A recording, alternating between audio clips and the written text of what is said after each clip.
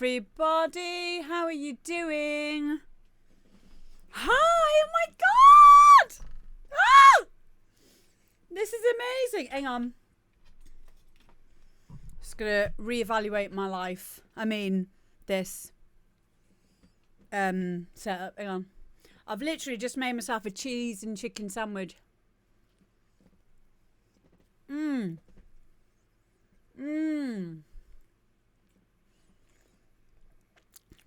Oh my god, this is so weird. Okay, so that's there. I'm in the middle now. Hi, Karsten. Hi, everybody. So, yeah, we are back. Well, I am back.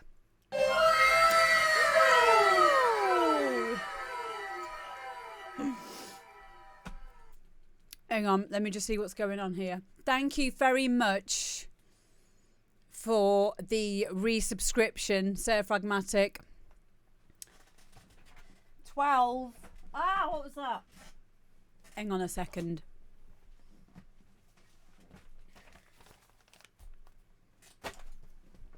$12 months, mate. And Clarko as well. Thank you for 13 months. Thank you so much. The best way that you guys can support me on Twitch is by being here and being a subscriber. So thank you. Okay, let me just take that off because it's doing my head in.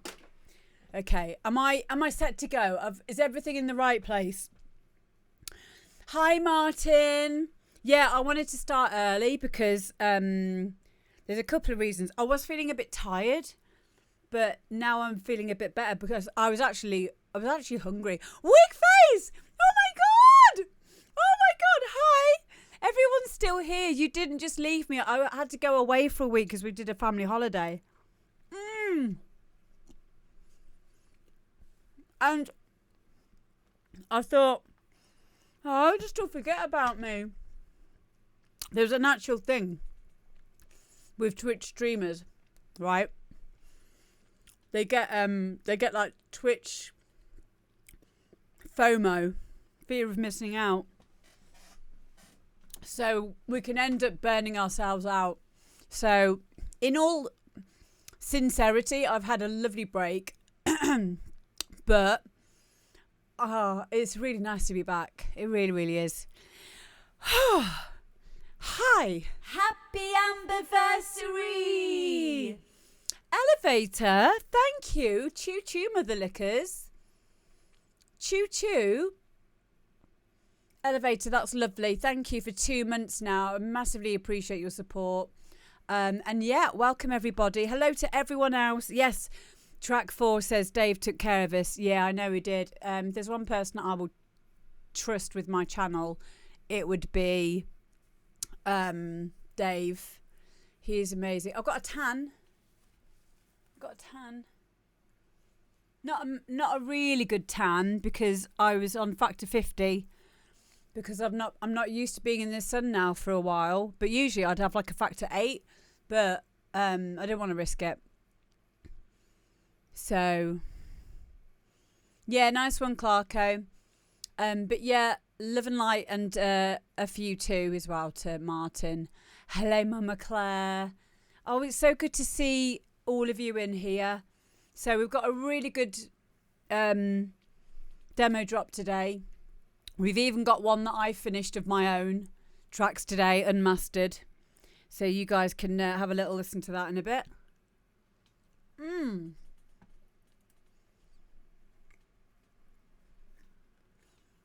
And I'll show you the holiday pics on tomorrow's show. Okay? Hi, fraggers. Hi to all of my mods. Hello to everyone in the chat. I haven't done any hymns yet, but we will. We'll get round to that. Okay, so let's do the first track. This is Trepidation, and it's by John Holland. Here we go.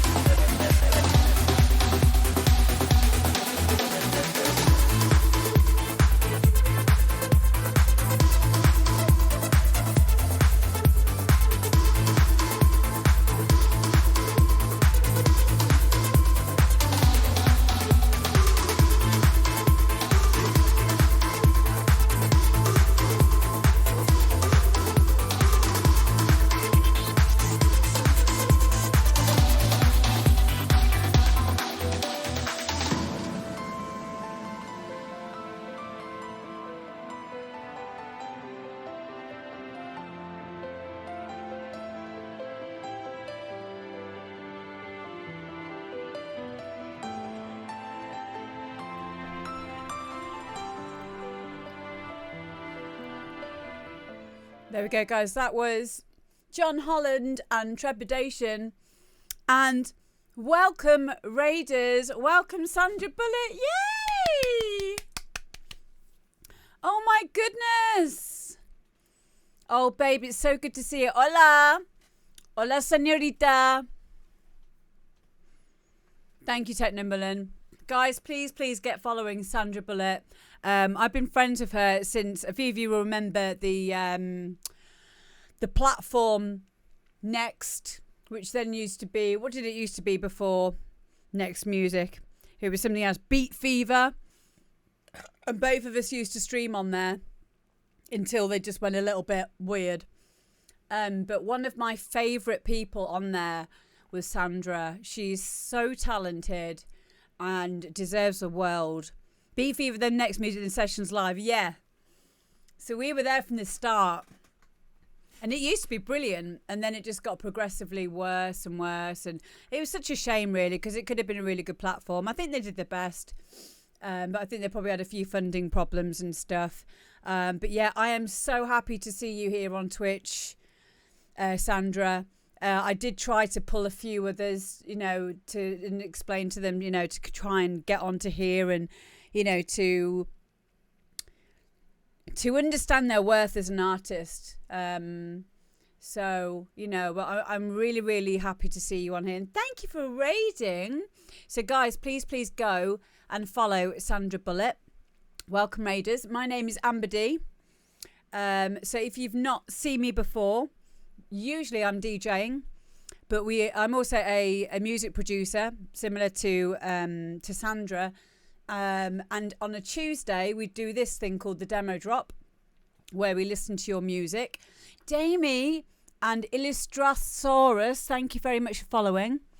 So what happens today is we all listen to each other's work, and then we give each other lots of constructive critique and feedback in a way that wouldn't normally happen unless it's being listened to live. It's very, very difficult to get proper, helpful advice, especially on SoundCloud and stuff. All you get is sick tune, bro, collab, bro. So we're trying to, we do all of that here, obviously, but we do try to give a bit of in-depth help and analysis as well, wherever we can. So we have just listened to John Holland's track there, Trepidation. Bro! I really liked it. So, hi Timber. Hi Kazumi. So yeah, I really like this, John. It reminded me as well of around 2002, some kind of like, it reminded me of a specific track as well. But it's got that real nice progressive trance feel to it. This is the dance mix one of one that you sent me before. Guys, I'm going to give you John Holland's SoundCloud now. And as usual, as I always say, please go and give him a follow. It is a really good idea, Sandra. Honestly, the amount of people we've had signed to labels because of this show, we've got them their very first record deal or record signing. A lot of people have gone on to collab with each other. We've had singers in here who've then gone on to sing, with on tracks with other producers that we have on here. It is a great melting pot of ideas and people who wouldn't necessarily otherwise have got to know each other, and that's what I love about Twitch. So this is his SoundCloud, guys. Please go and give him a follow right now. Hi M Series. I did, thank you so much, my darling. Guys, please give M Series a follow as well. Excuse me. So yeah, I really did like this, John. Like I said, for its style and stylistically, it suited the style of the track stylistically from around the 2002 mark of progressive trance. I really liked how it made me feel while I listened to it. Everything sounded sonically correct. It's 4 minutes 52 long, so it's a decent enough length. I really liked it, and I'd probably like to listen to this as part of an EP or an album or a playlist. Yeah, track 4, exactly. It would introduce the rest of you to new producers as well. Can we maybe say arena trance? I guess my interpretation of arena trance would be like what we'd call main room trance, but again, that is subjective to where you started listening to dance music and to trance. So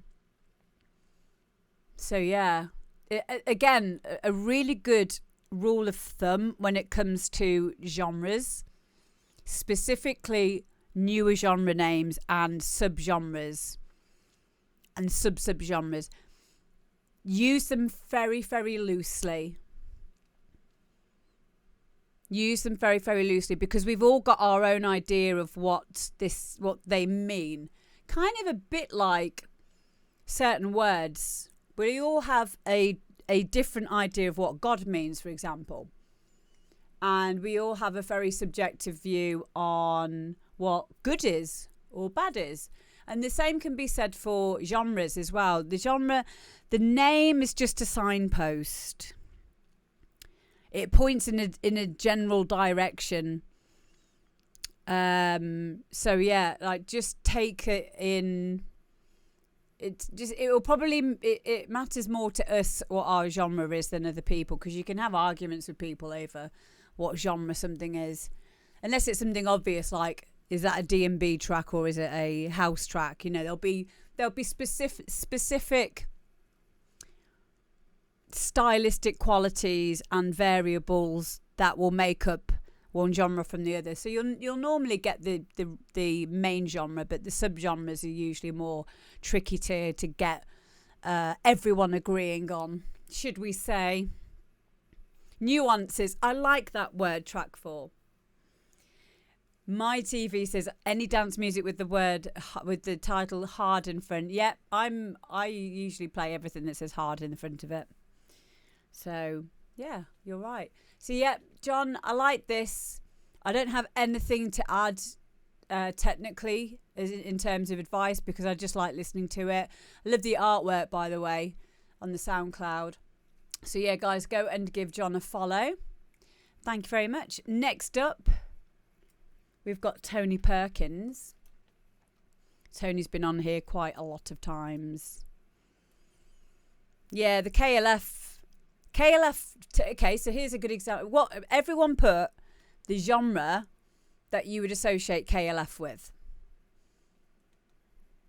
So for me, I would say from the time that they were around, I'd just say electronic music. Hi Kid Dynamo.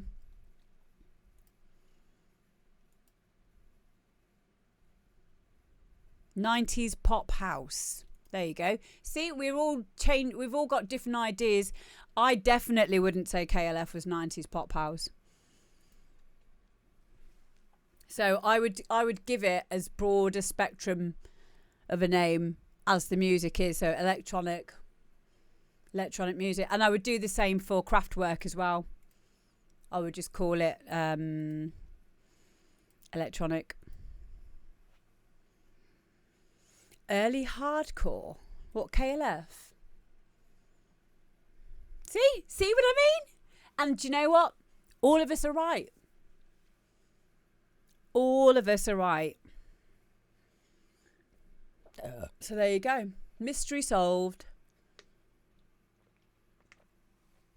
And while I let chat argue amongst yourselves, I'll put the next track on.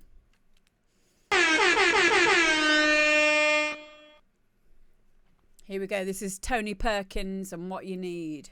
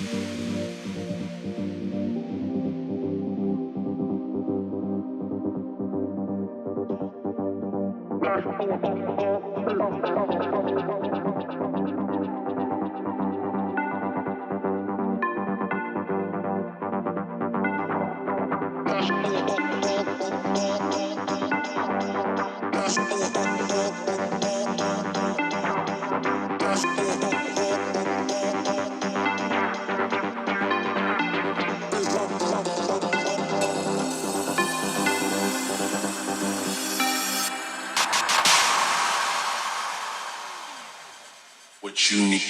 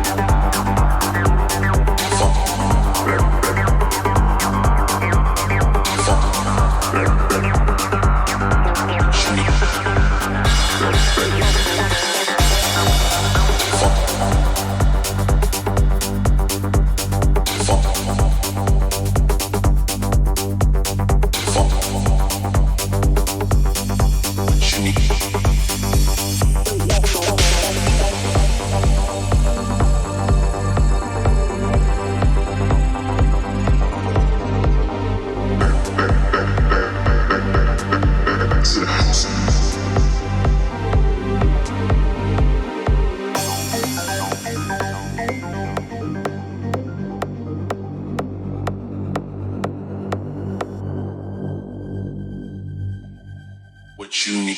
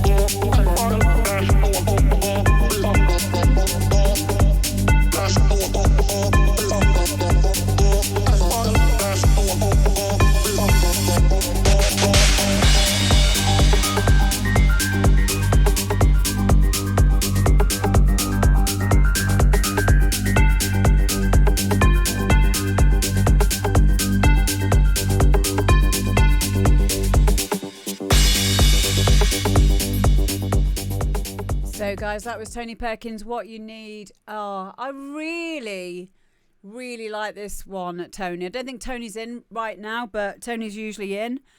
I get what someone said about the kick, but again, I think that that's subjective as well. I think that it's a personal choice with the kick. I kind of like the chugginess of it, and I think if it was me, I probably would have maybe laid that kick with something and maybe did a bit of a boost around 100 hertz. Like I said in the chat there, to get a bit more chest thud. I'd like to see what it sounds like on a louder system as well. But it didn't sound wrong at all. It sounded very, again, stylistic for... I just need to put this because I look really small. Because I've... Hang on.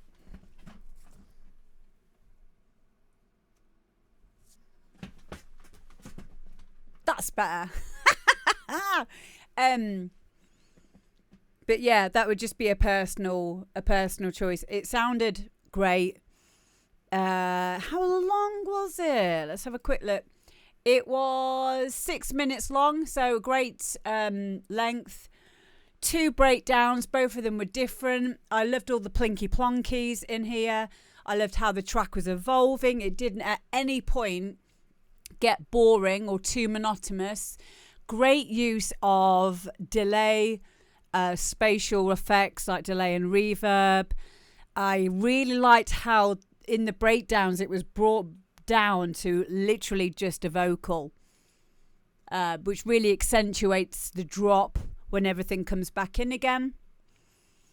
So Sandra says, I'm ashamed to say I'm listening through my phone speakers, but it sounded very balanced even through here. Now, that's a really good point, Sandra, is as you know, you've been around for a long time, the same as me. And years ago, we didn't really have to think about how our music was listened to. But now, these days, our music has to sound good on a variety of platforms. So it needs to sound good through a phone. It needs to sound good in a club. If you're getting it cut to vinyl, it needs to be ready for that, which needs a specific kind of mastering down, like we said on the last show about not having anything in stereo on your, kicks and your bass, that kind of thing.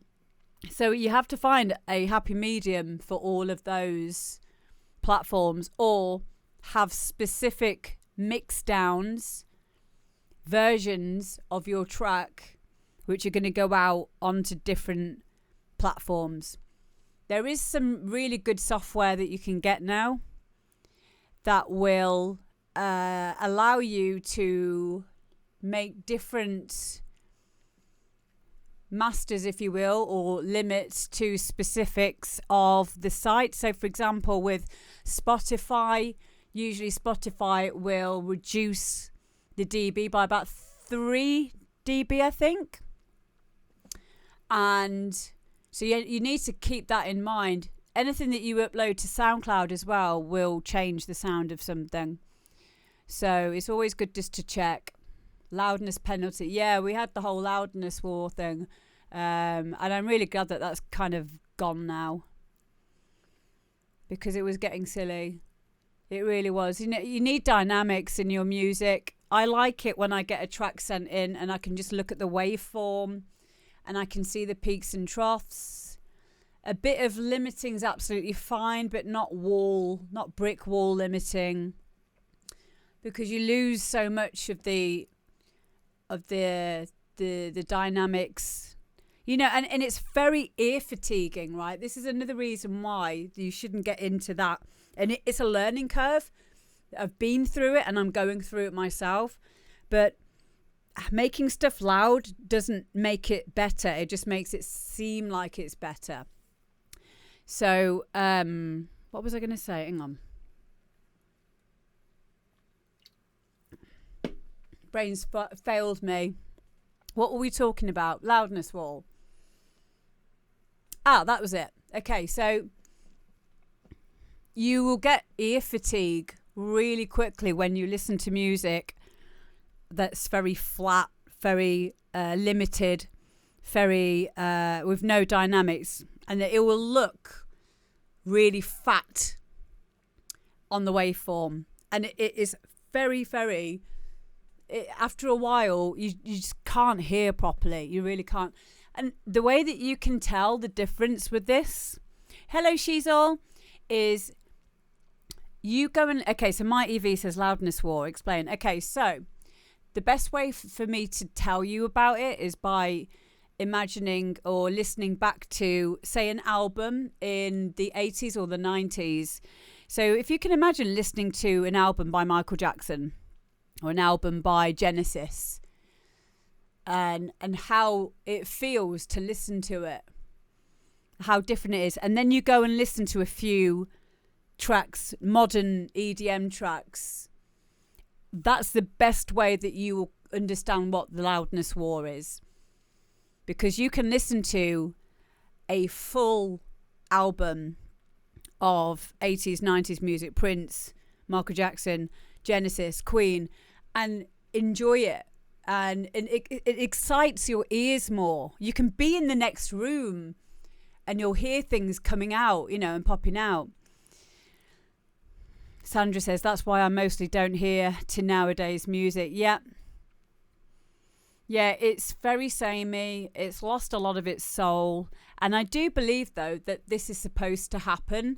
And eventually people will realise that you don't need to limit everything, and you don't need to use compression on every channel, and they will recognize. I mean, you see it now, like how many TikTok videos and times on the internet I've heard Michael Jackson tunes or Prince, or or even the old 90s dance stuff. You always hear it about. It's not like people have gone, oh, that's, we don't listen to that stuff anymore. People love the 80s again for a reason. Synthwave is big for a reason. It's natural for us to want to hear that kind of music because our ears are made in a specific way. Sound travels in a specific way. We need sounds to be a bit more natural in that sense, and we will enjoy it more. Exactly. You don't want to listen to rectangle waveforms constantly. Exactly. Well, this is why even with synths, they add the vibrato, they add the humanization to it, because that's how you want to hear sound. Every natural sound that there is in an orchestra, for example, if you looked at it in not a stethoscope, an audioscope, whatever it's called, like span, Vox-Engo span or whatever, you'll see all of the harmonics and that's why. That's, again, going back to the point. Oscilloscope. Yes, I think that's the word for it. You know what I'm like with my ADHD brain. But yeah, I do believe that it's a point that we have to get through because of the changes in the way music is made, and absolutely how it's listened to. A spectral analyzer. Hello, Ryan. How you doing? And again, this is why I love doing this show, because we hear all of your different ways of making music. Some of you make music on predominantly hardware or exclusively on hardware. And then we've got other ones of you who probably use like trackers. I know a few of you have used trackers or tracker, whatever it was called. I've never used that. It looks really, really different and strange to me, but there's so many ways that you can make music. Stop it. You put me off in the chat. Oh, the analyzer. Kazumi says you have to have your music reach a minimum loudness threshold, though, or it just won't sound right when mixed with loud mastered tracks. Minimum loudest yeah. I mean, I guess that's why we have normalization. We haven't, normalizing will fix that. But you can always gain stage, while you're making music, and have your levels down lower. I think if you're doing film scores and stuff, I think around -16 is pushing it. They because of the dynamics in it. Like when you're listening to a horror film and they've got the really quiet bits, and then all of a sudden it goes bang, huh, and somebody dies. Ah! but they do it in musical form. So it'd be like, you know, like the brass will just go, ah! An orchestra hit. Bam! Quiet. Loud. Dynamics. Very important. Okay. Next up. Next up, we've got Mr. Mister. Exactly, Sandra. Exactly. Next up, we have got... Sandra, you're going to have to send us some stuff in for the demo drop. Okay, so this is Mr. Mister and Shot Caller.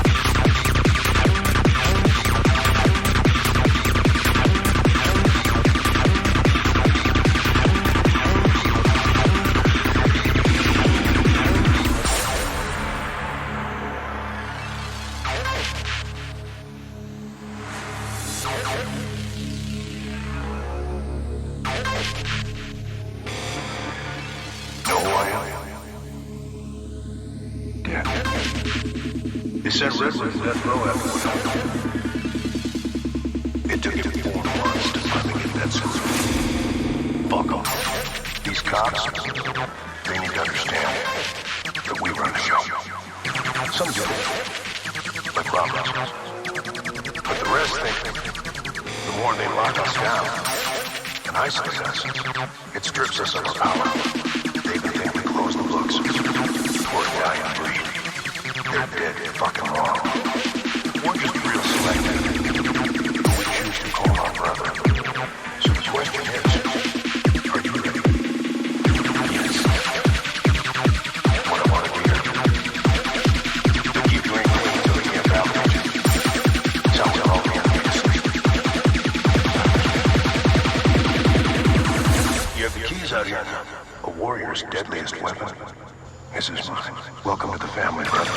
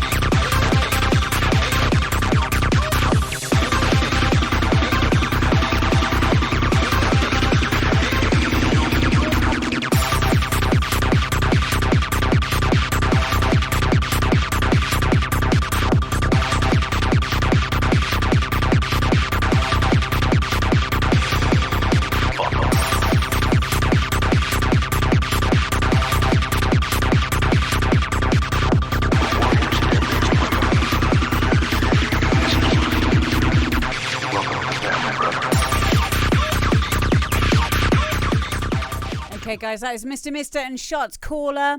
Okay, so the first thing I'm going to say on this Mr. because it won't be obvious to people in the chat, it's 9 minutes long, and we've played 6 minutes of it, but it's 9 minutes long. I did actually skip the first kind of like 30 seconds because usually that's just percussion for DJ friendly tracks. So the first thing I'm going to say is it needs to be a bit shorter, in my opinion. Now, that's just my opinion, because so what if it's 9 minutes? Like it, but I will say this, it was starting to get a bit samey. There was a moment, and that moment was when I was getting up and dancing a lot, which was... drop.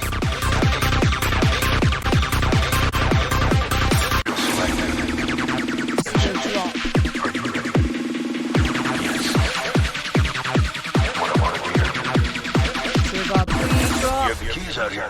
A And you drop warrior's it all deadliest weapon. down. This is mine. Welcome to the family, brother.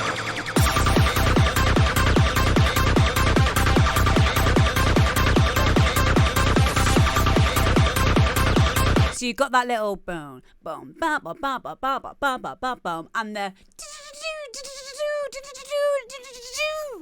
both of those.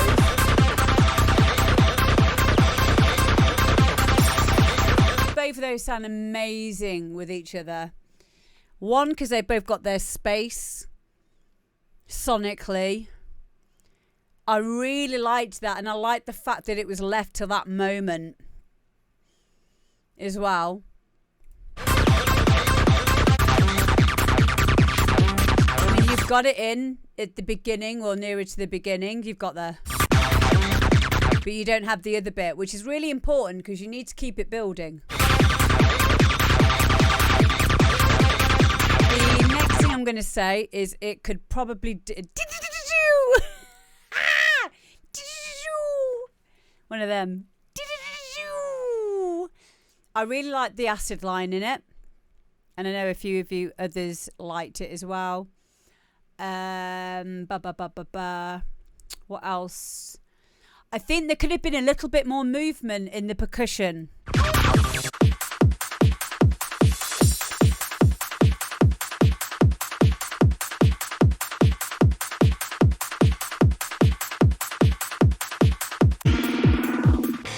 Welcome to family, brother.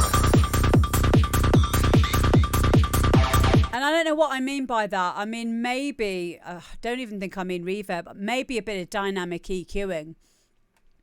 Just to pull the levels down a little bit, or maybe even simpler than that, just a bit of velocity change on some of the notes, or a bit more velocity change on some of the notes. Or perhaps maybe try like some kind of delay on it. Sandra says, I would love an electric guitar part. Do you know what? That would sound epic. It would sound epic. So, hello TP. Oh, hello! Is that Tyler? Is that Tyler from On Holiday?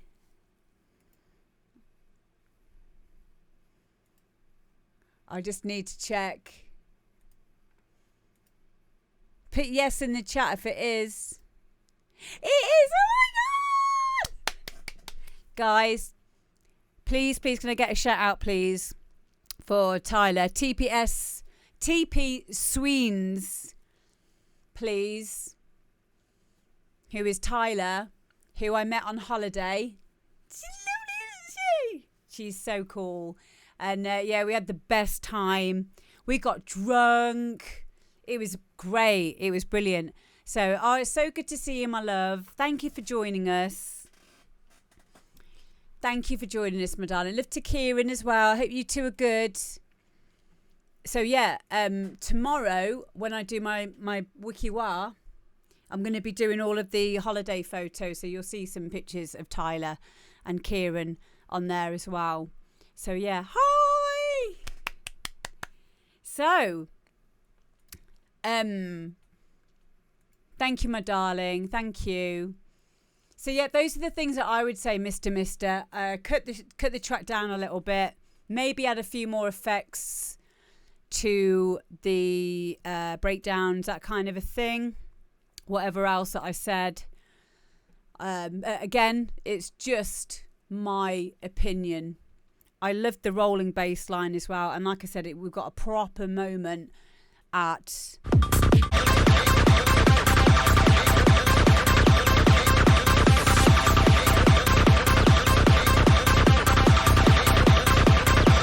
There you go. Good music rewards listening. That's our mantra. So yeah, well done, mate. So next up, I'm going to... Do you know, I'll put my one on. I finished one of my tunes today. And as a lot of you will know, I am so bad at finishing my own music. Because I get a lot of stage fright with it. I get a lot of self-critical to a debilitating amount sometimes, and I feel like I have to be perfect, and nobody is perfect. High adrenaline DJ. So and this is why, you know, as much as you guys are getting help from this show, honestly, this show helps me out so much as well. Even after doing this for 21 years, I used to have engineers do my music for me when I was jet setting all over the world, didn't have time to be in the studio.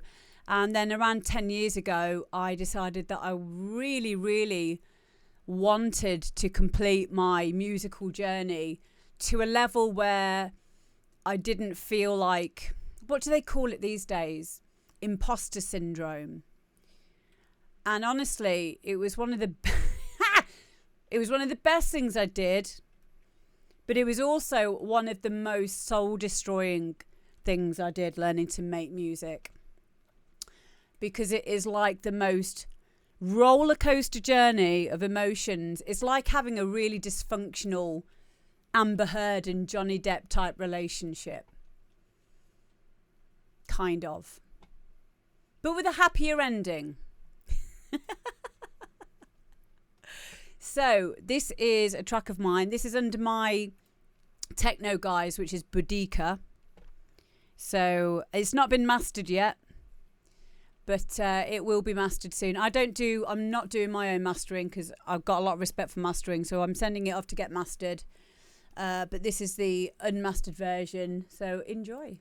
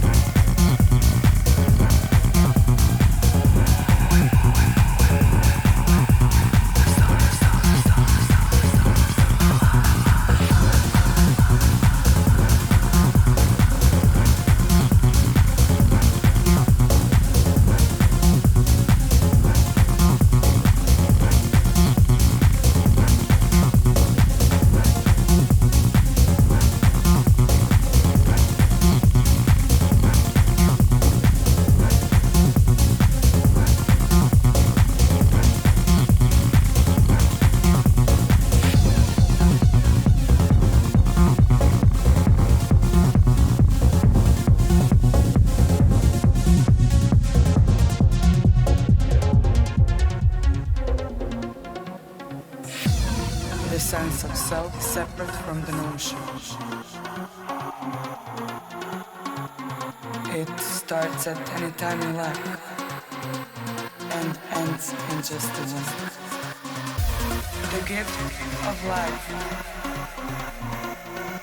is never more or less.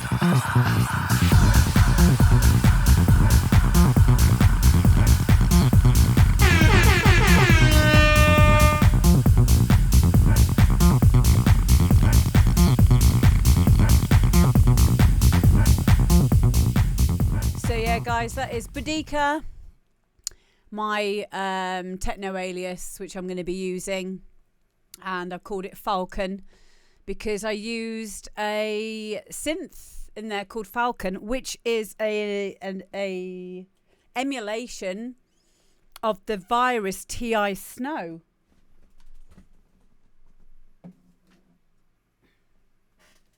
One of these.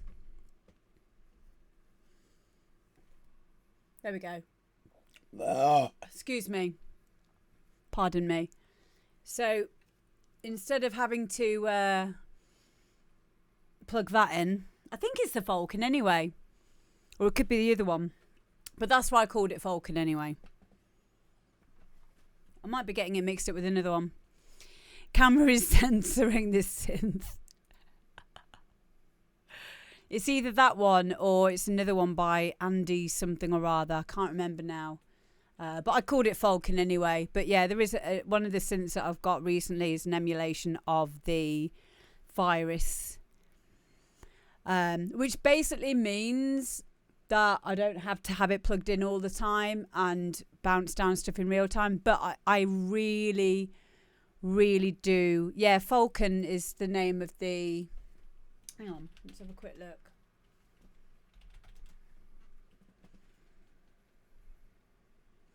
Oh yeah, okay. So Falcon is a different one, but Falcon is the one that I've used in this. It's a creative hybrid instrument, so it's very modular.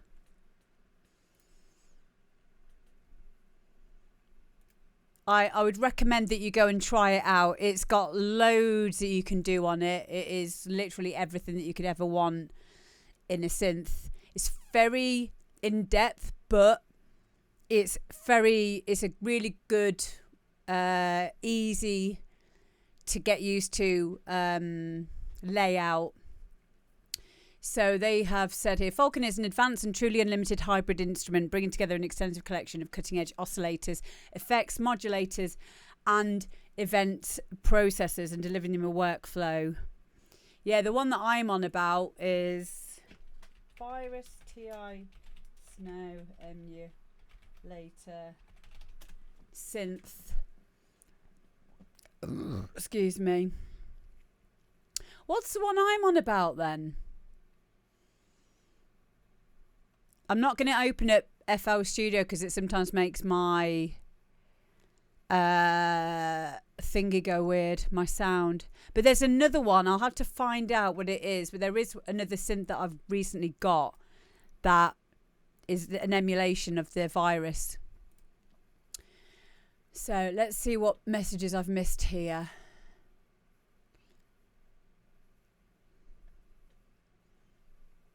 Hi, Dylan. They don't support modern Mac operating system implementations. Wow, really? That is a shame. That is a shame. Kazumi says, I gave up with hardware. I've now got enough soft synths that cover everything. I don't have to mess around with cables. Yeah, I understand and I feel that. However, for me, I noticed that I need something tangible. And my other favourite little synth here is a really simple one. Is my... Just unplug it. It's my Minotaur little Moog. That one. And the thing is, you can have little studio sessions where you just jam and you just make little sounds. And the great thing with this Minotaur is they actually have software that comes with it now. They have the Minotaur editor, and the editor allows you to save any of the presets you've made because it's got a USB in and out. Hello to Podders. Yeah, you can get a control if you need hands-on. That's true. Again, it kind of could be for me another step or part of the journey as a musical artist for me to have hardware, but I really do like having something that I can touch, twiddle. I like twiddling knobs, right? The Genesis synth, is that the one by what's his face, trance producer? He was giving it away for like €1 or something, wasn't he? That Genesis synth, Graham. If it's the one that I'm thinking of. Ahmet Ozkan, that's it. Yeah, I really liked the Genesis synth. However, it only came out in 32-bit. I think that he said he was going to make a 64-bit version of it, but I don't know if he did or not. So I have got it, but I haven't used it a lot. So, but yeah, I'm glad that you guys like my track. It was half an assignment for my uni course. As a lot of you know, I'm currently doing music production at university. I've done my first degree. I've now completed that. So I get to wear my silly hat. Mods, can you give Sheezel 200 points back, please? Don't use those because they don't work, guys. I get to wear my silly hat because I've graduated for my foundation degree. Completed it, mate. I'm back again from September doing my higher degree. And then after that, I'll be doing my master's. And then maybe after that, I might be doing a PhD or a doctorate. Only because the only reason why I would do that is because I want people to be able to call me or have to call me Dr. D or Professor D. I know. Silly, isn't it? So silly. So silly. Podders, I haven't heard yours yet. Can you re-email it to me because I have a massive backlog of tracks. Dr. D. Did you finish the No Good For Me track? Which one was that? I don't even remember that.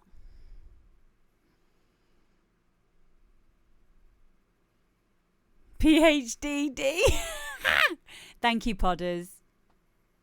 Yeah, we've already got a Dr. D. I'll be Dr. D too. But yeah, I'm glad that you guys liked it. Thank you. It's a relief. But, put it this way, guys. If you want to start learning music production, please just do it. The best advice I ever heard was if you start now and see where you get in 5 years' time, 5 years will go no matter what. Okay, because we can't stop time. Time will just keep going. Wouldn't it be nice that within the next 5 years you learn whatever it is that you like to do? Doesn't matter what it is. It could be music, it could be art, it could be like painting, it could be exercising, it could be a game, it could be a new language. In 5 years' time, just think how good you would be at it if you just did a little bit of it every single day. Because that's what happened for me 10 years ago. And I hated it. I literally hated myself. I hated it. I thought I was shit. My music was shit. And then you'd get a glimmer of hope. You're like, oh, yeah, that sounds really good.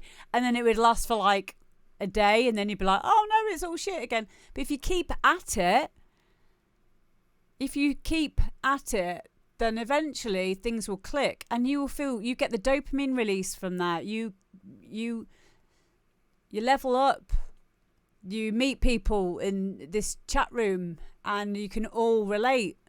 And you got a whole community there and you feel like you belong, you know, that's what's important. So, oh, that's really cool, Fraggers. Wave Shaper, I don't think I would have opened that project again. We'll have to have a look at it. But yeah, thanks, guys. Right, let's move on. Sandra says, 5 years ago, I decided to quit my engineer career, and follow my passion, music. I still have a long way to go, but for sure, I'm not going back. Exactly. Sometimes in life, we have to take a leap of faith, or we risk never doing it. So I'm 40 next month. 3 weeks' time, I'm going to be 40. So, you know, like when people have middle-aged crisis, where you see middle-aged men like buying Ferraris or a Porsche. That's because they didn't do the thing. Okay? It's because they didn't do the thing. If you don't do the thing, you will have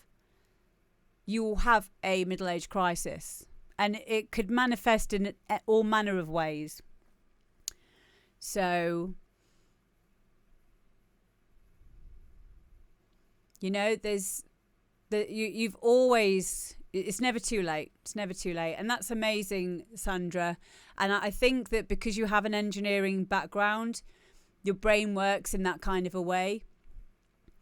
Mine didn't. I find it really difficult to begin with, but now my brain does work in that way. And weirdly now I'm getting screened for ADHD and possible dyslexia as well. And I do sometimes find now that I've got used to it and trained my brain, like I find that it's a bit of a superpower now. Like I've made my own PC. I never ever would have ever tried to make or open up my own PC 10 years ago. It just wouldn't. If something broke on it or it wouldn't work, I would just ring up PC World or whatever and, you know, get someone else to deal with it. So yeah, it's amazing what you can do when you put your mind to it. You can always change your mind. But yeah, do the thing and see where you end up. And the thing is, you have got no excuse this day and age. You have no excuse. You've got TED Talks. You've got tutorials on YouTube. Imagine how much you'd learn if you didn't watch normal TV. Instead of watching Love Island or whatever, watch tutorials. We don't even have a TV for normal TV anymore. We haven't watched normal TV for 10 years. We have no normal television. We have YouTube, and we just constantly watch, well, I constantly watch TED Talks, music tutorials, and social justice warrior fails. That's literally what I like to watch.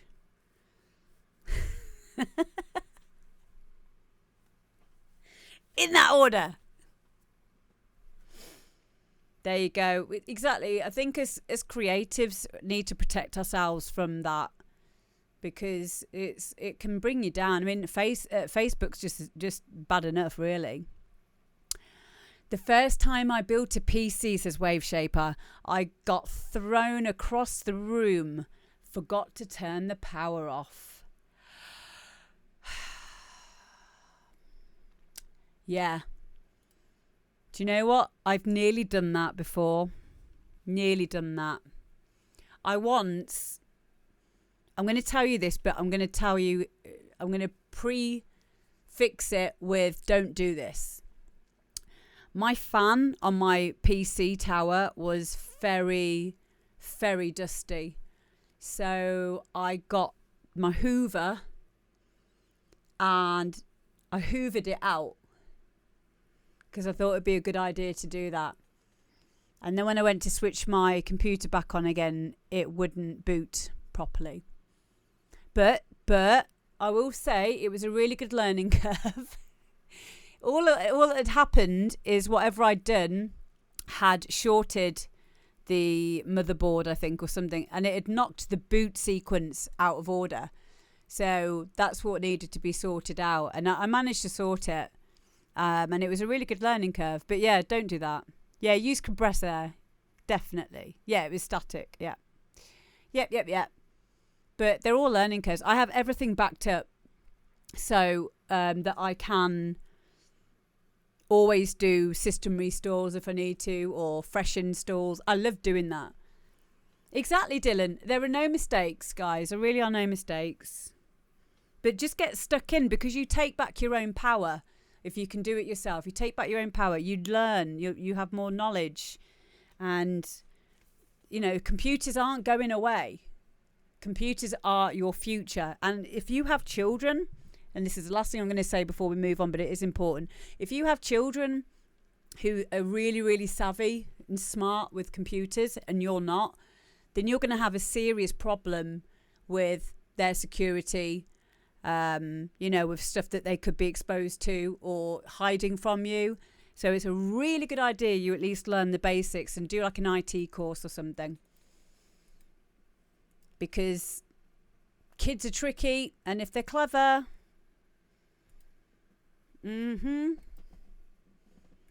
always stay one step ahead. Dylan, exactly. I'm not a director of an IT company, but I still like breaking things, stress testing it, I call, and becoming an expert. Yeah, exactly. Because that's how you learn. Right, next track. We have got Connor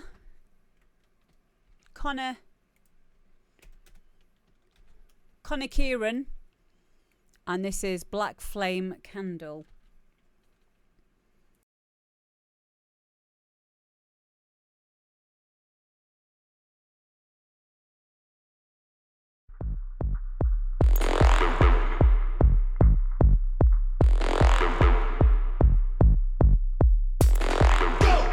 On the way.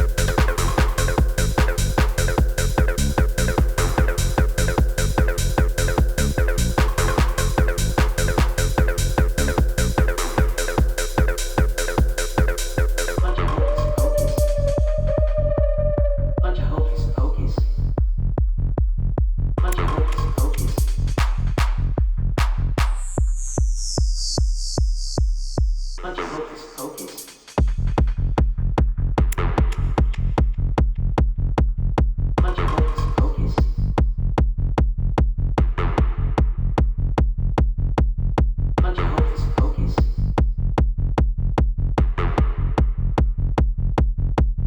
Bunch of hocus pocus.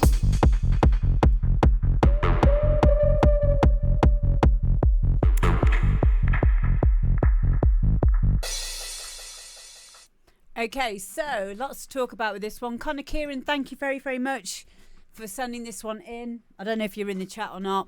Okay, so things that I liked about this track. I really liked the 303 in there. I loved the polyrhythm that it had. So what I mean by a polyrhythm is that it wraps around itself. Let's just first of all check the definition, because sometimes I get things mixed up.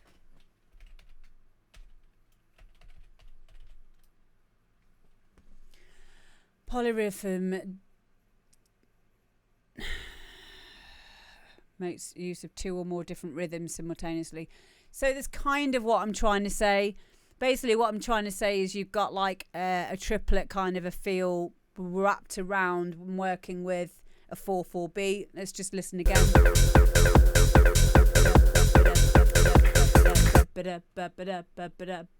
1, 2, 3, 4. 1, 2, 3, 4. On the lighter. Yeah, so it does eventually catch up with itself. A polyrhythm this one is catching up every.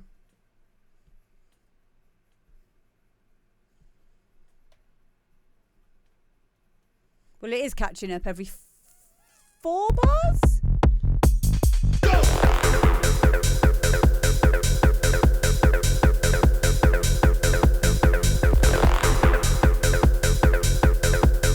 Eight to 16 maybe. I can't count today. But those kind of polyrhythms keep our interest. Because if everything's like properly like 1, 2, 3, 4, then it can get quite boring, and it's nice to tie in areas by having polyrhythms. So yes, Drew Clue, polyrhythms doesn't loop with the bars, but they should catch up eventually. And then when I say should, there's always exceptions to the rule, and it all depends on how you make the polyrhythm. Exactly, babe. The problem here is there isn't a specific downbeat. And I don't know how you've managed to do that, because it kind of makes sense, but it's, as a DJ, you need the downbeat, which is the first beat of the first bar of the first phase. So we've got beats, 4 to the floor is 4 beats per bar. Usually this kind of music is in 8 bars, 16 bars, and 32 bars. At each of those points, we will have a change, and something else will be introduced or something else will be taken away. And usually those will be defined with like a cymbal crash to denote the first beat of the first bar. Hello, DJ Parsberg. How you doing? With this, we don't seem to have much structure in that way. So work on your structure and your arrangement. The best way to do this is to find a similar track that's already made. Tempo, have it at exactly the same tempo as your project, and line it up so that the first beat of the bar of that track is lined up with the first beat of the bar of your track, and have it running along the top. And then just make little markers, or just see when things come in and out, and then you'll begin to understand the structures of beats, bars, and phrases. Massively important for dance music, but not that important for music in general. Okay? It really isn't. It's just with dance music, we expect things to happen at a certain place, and when it doesn't, it grates us. It makes us go ugh, in a similar way to an off-key vocal in a track would make us feel disjointed. because the way we're used to listening to music, and we're not just talking in our lifetimes, I mean, this is like ingrained in us from being in tribes. So, you know, that is like, it's something that is ingrained in us. It's that syncopation, or sync, being in sync, not the band. So that needs to be sorted. Dylan says Amber D is speaking the most sage advice possible. Thank you. Do try. Do you know what? It comes from a place of being there. And the one thing that I really struggled on in the beginning was arrangement. I found it really hard. Really, really hard. Until I put that, like you say, ye olde reference track in there. Hello, Queen Elizabeth. How are you doing? But yeah, massively helpful. Really helpful. If you can learn how to deconstruct a track, you're winning. So yeah, that's all I was going to say on that. And a few of you have also said some really helpful comments in there as well. Basic arrangement is easy, really. Just do everything in blocks of 16. Kind of, but then that can start to sound samey as well. And then when we get to doing, you know, breakdowns, and then if you need to move stuff in your project, like personally, I found it really, really hard in the beginning. Some people will probably find it really easy, but for my particular kind of brain, I did find arrangement was really, really difficult. Not anymore, because I just whiz through it, and I know what I'm doing with it. But for a while, it kind of like, it had me stumped. And also, when you're listening to something for a long time and you're not taking a break and you're listening to a loop over and over and over, you forget your perspective. So sometimes it's a good idea to run through the whole thing. Do not stop it. Look away from the screen or turn the monitor off, your TV monitor, and just listen to it. Tap along to it, whatever you need to do, and just see if anything jumps out as being not right. Because you'll know if it jumps out at you. When you're following it along, maybe not so much, but hello, Bosky. Lads. But yeah, that's the advice that I would give you there, Connor, Kieran. Keep it up, because there's some great ideas in this. Really good ideas, and it looks really well balanced, and I really enjoyed listening to it. So yay! Next up,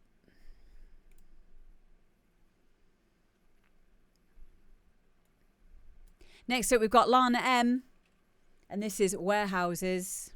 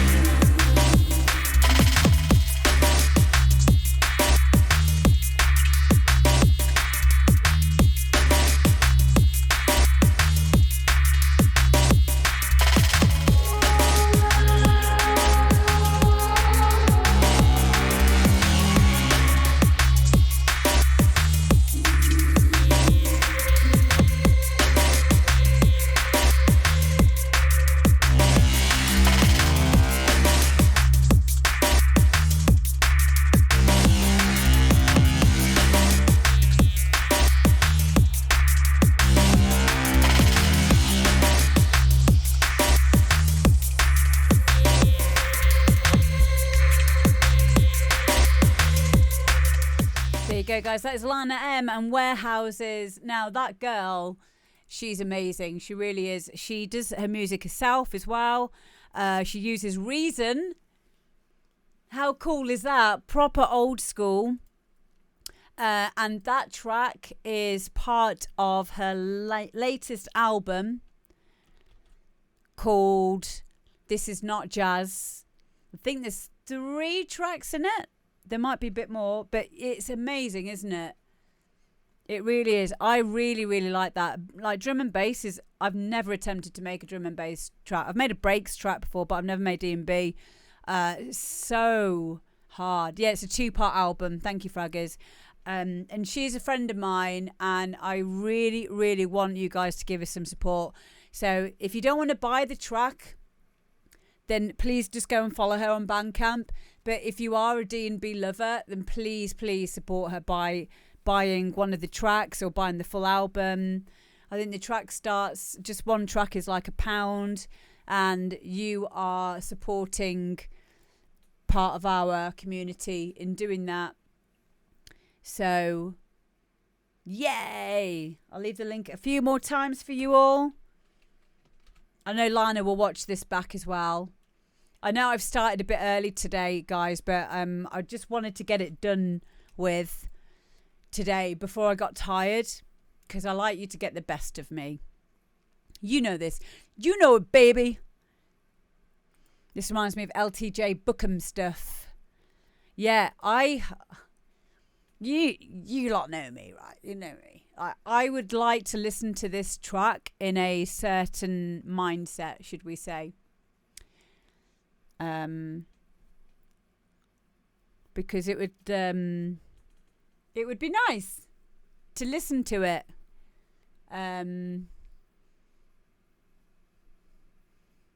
You know, at that time, I would like to, not that time, a different time. Not that time. There's much room for error in guessing. But it's kind of that, but it's different. I gave you a little clue there. So for me, I would like to listen to that song in that way. Because it takes you on a journey. It takes you on a very, very big journey. It's very multifaceted and it's deep. I find it difficult to make deep music, but I'm very inspired by it. There we go, Cosmic Butterfly. Yay! I am such a fun guy, aren't I?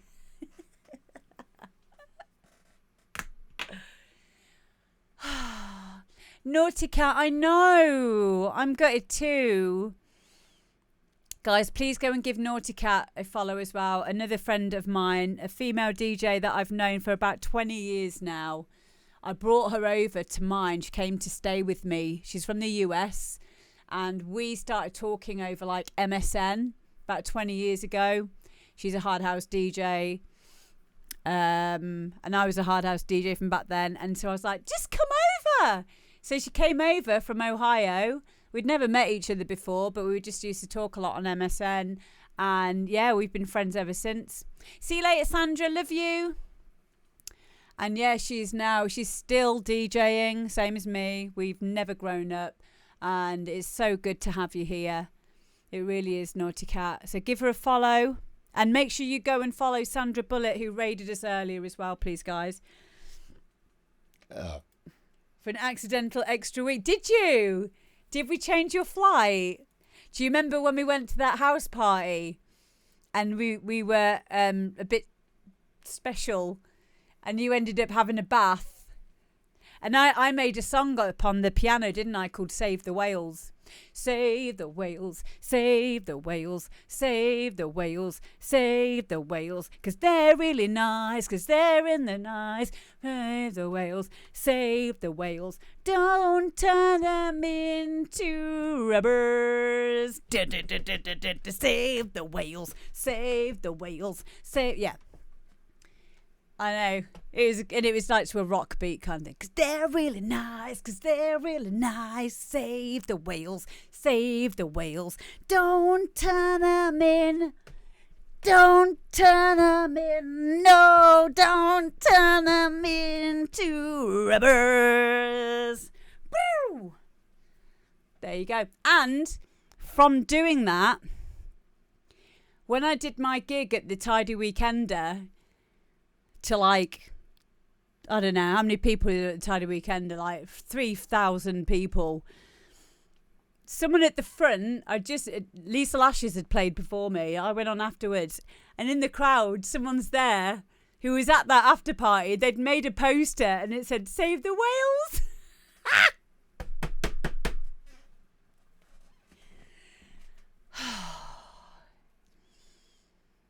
I'm going to have to record it now because it's never been recorded. Save the Whales has never been recorded. You just had to be at an after party with me. And I was the after party queen. Honestly, I'd be the last one standing. I'd be the one keeping everyone up, keeping everyone awake and having fun. I made another song, right? I'm going to tell you this before we move on.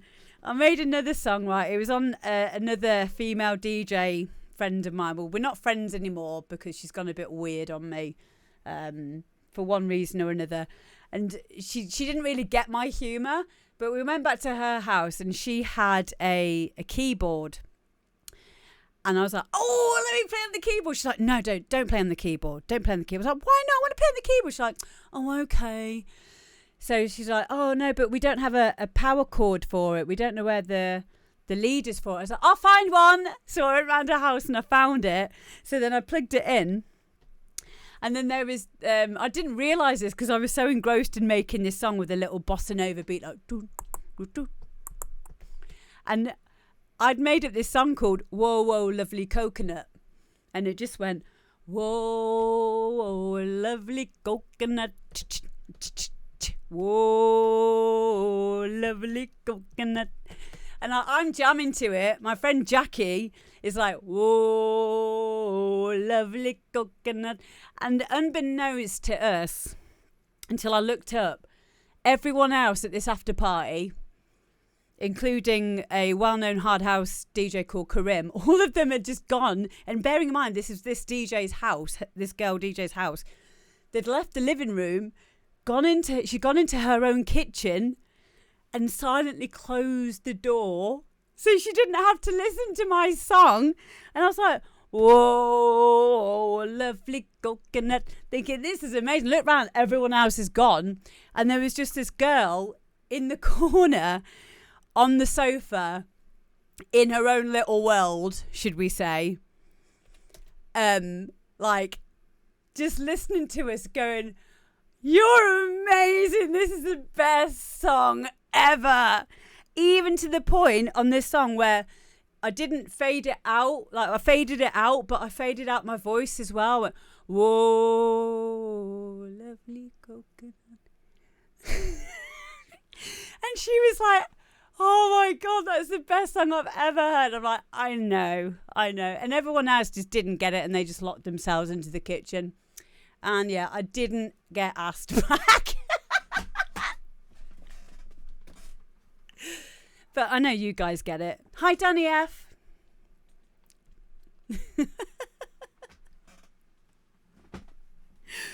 Oh, some people just take themselves far too seriously, I think, sometimes. But you know what? I've had a lot of fun and I'm so happy to carry on having fun with you lot. We will re-record "Whoa, Whoa, Lovely Coconut" and "Save the Whales" at some point on here. Okay, next up we've got Carl Pierce and "Cosmic Angel."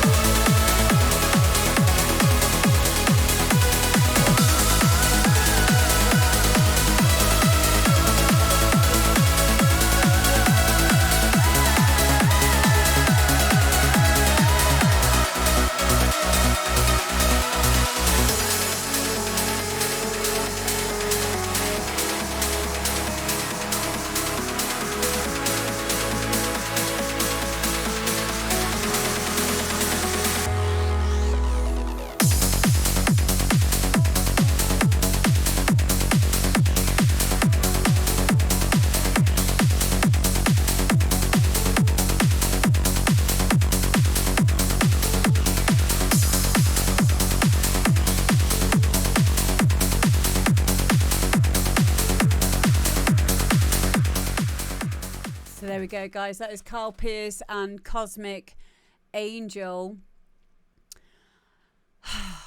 Amazing.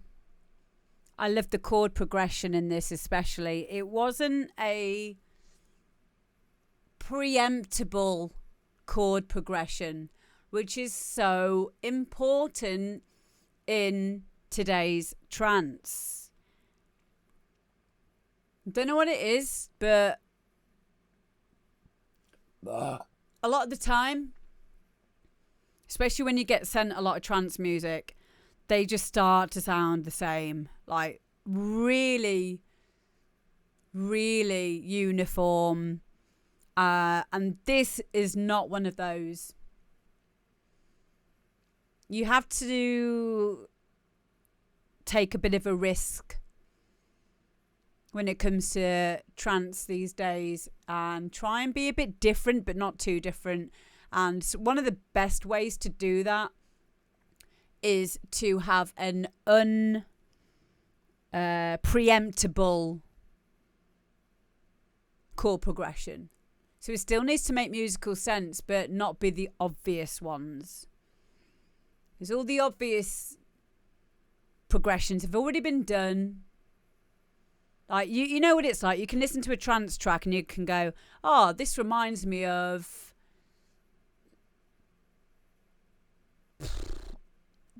the other trance tune that's in your head. And the reason why that is because it's probably the same chord progression. So it worked for a bit because people thought they were being clever. I've done it myself. But you can literally hum over the top lyrics to another trance tune and it would fit the chord progression of the one that you're listening to. But that's been done too many times now. It's very samey, and that's why it's important to learn basic music theory, to understand scales, to understand inverted chords, diminished chords, sevenths, circle of fifths, ninths, 11ths, yeah. It's all really important. Really important. More important the more musical your music's getting. Not so much in like techno. Techno and music like that usually centres around the root note. And you don't really come away from the root note in the bass line. And there's a good reason for that. Circles of trust. There's a good reason for that in techno because it keeps the momentum going to keep it on the root note. It's chuggy. And the movement will come from the 303. And even that centres around the root note. It will have like jumps up and, you know, accents and filtering, resonance, and that gives it the interest. But with melodic music, you need to know music theory. Really important. And if you don't, you're very limited in what you can do because you're limited to using 4-bar or 8-bar samples of a riff that's an audio file or a MIDI pattern that's already made. If you don't know what you're doing, like, do you know what the MIDI patterns are really good for? Is for the pattern, for the notation, but not necessarily to keep it exactly the same. But it's usually nice to have like the pattern there because I find it difficult to make patterns other than and I'm like, oh no, I don't want to use that again because I just used that in my last 5 tunes. So MIDI patterns are really useful to get the groove down with the riff or the melody, but don't leave it as the same progression if there is a progression within that MIDI file, but use it for the pattern aspect of it, because it's not easy writing riffs. I mean, I live with a riff genius I live with him. We've lived together for 10 years. And I still can't do what he does. I tried to and I was like, can't do it. It's stupid. So for me, I found a really, really helpful way is to take a MIDI pattern and use it for that, for the pattern of it. And then use music theory for the rest of it. Really important that you do that, guys. And if you don't want to, then make a type of music that doesn't revolve around melody so much. But Carl's done really well here. I know Carl because Carl does hard house as well. But this style really, really suits you, Carl. I know you'll be listening back to this later on. Great job. That's all I can say. Really, really good. Right, next up. Kid Dynamo, who's in the chat right now. How you doing, mate? I think Kid Dynamo is going to be coming over to mine on Saturday to pick up his headphones. So, yeah. Kid Dynamo is awesome. Hello, Connor. Can we get a shout out for Connor Kieran? We listened to your track earlier, darling. I don't know if you were in here. But this one is called Can't Take It Anywhere. Literally, right? Jake's just sent me earlier on. He sent me a link to like, I don't know, like 7 tunes that he's just done. Makes you sick, doesn't it? And it takes me ages to finish one. He's like, oh, hi. Hope you had a nice holiday. It's just another fucking 12 tunes I've just made. And they're all really, really good as well. But yeah, this is Kid Dynamo, Can't Take You Anywhere. Let's go.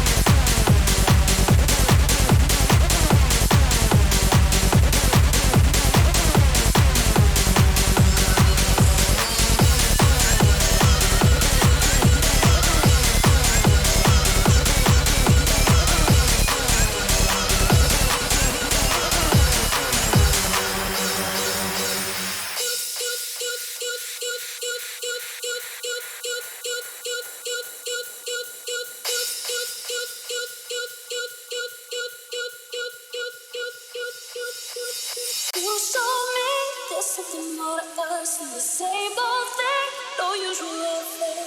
I will never dream of your love to take me there, to take me there. Oh, baby, you got more than this, baby. Oh, baby, oh, baby, you got more than this, baby. Oh, baby, oh, baby, you got more than this, baby. Oh, baby, oh, baby, you got more than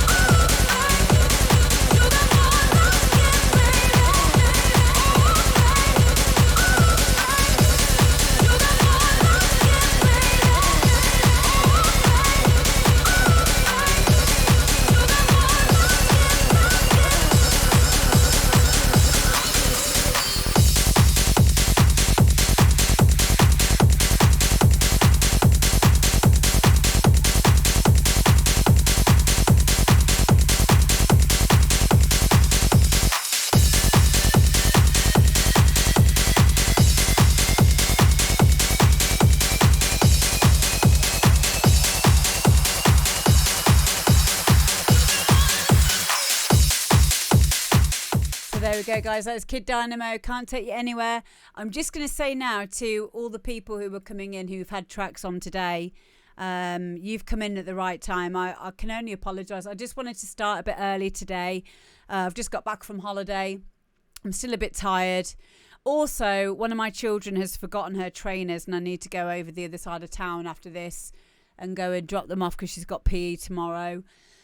So, yeah, I'm still a bit tired. So we did start early. If you join the Discord or if you have notifications on for Twitch, you'll know when I go live for in future if we do start early. I'm probably going to start doing it around about 7 again from soon anyway.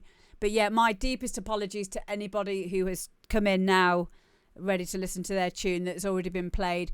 It will be available to watch straight after the show. I'll make sure that it goes, that I share it. And also tomorrow it will be on YouTube. Drew Clue, I've not looked yet, but I'll keep an eye out for one of yours if you've sent something in. And just need to say big thank you to Danny F earlier for 500 bits, Gav Hobbs for 6 months, love you. Ken Jones for 300 bits. Thank you, babe. And Or84 Official. Thank you so much for following.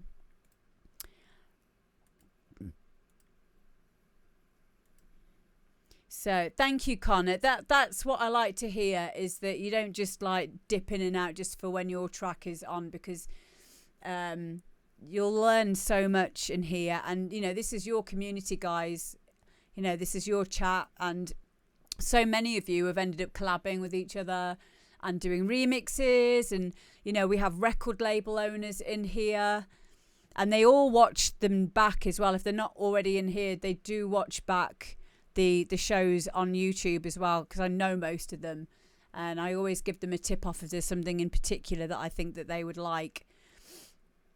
So, yeah, it's really worth sticking around. You know, make sure you say hi, introduce yourselves in the chat. Kid Dynamo, do you have a SoundCloud? Let's look.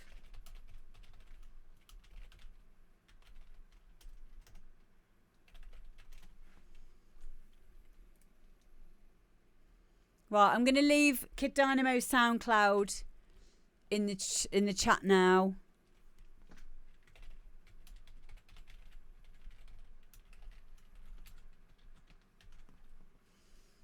This is like being invited to dinner at the White House. Hey, find your vibe, find your tribe. There we go. Bosky says, hi, I'm Dave. That's a lie. Your name's Bosky. So yeah, that is Kid Dynamo's SoundCloud. Go and give him a follow. He's amazing. So I don't have...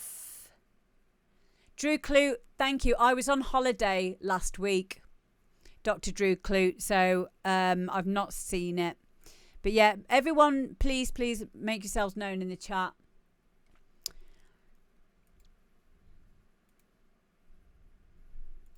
So Kid Dynamo, great tune. Do you know the only thing I'd say, and this is just what I would do, is I'd probably just have a few more effects in the breakdown, but I kind of liked the fact that it went to just the vocal as well, because it gives it more oomph when it drops back in again. So that's just me.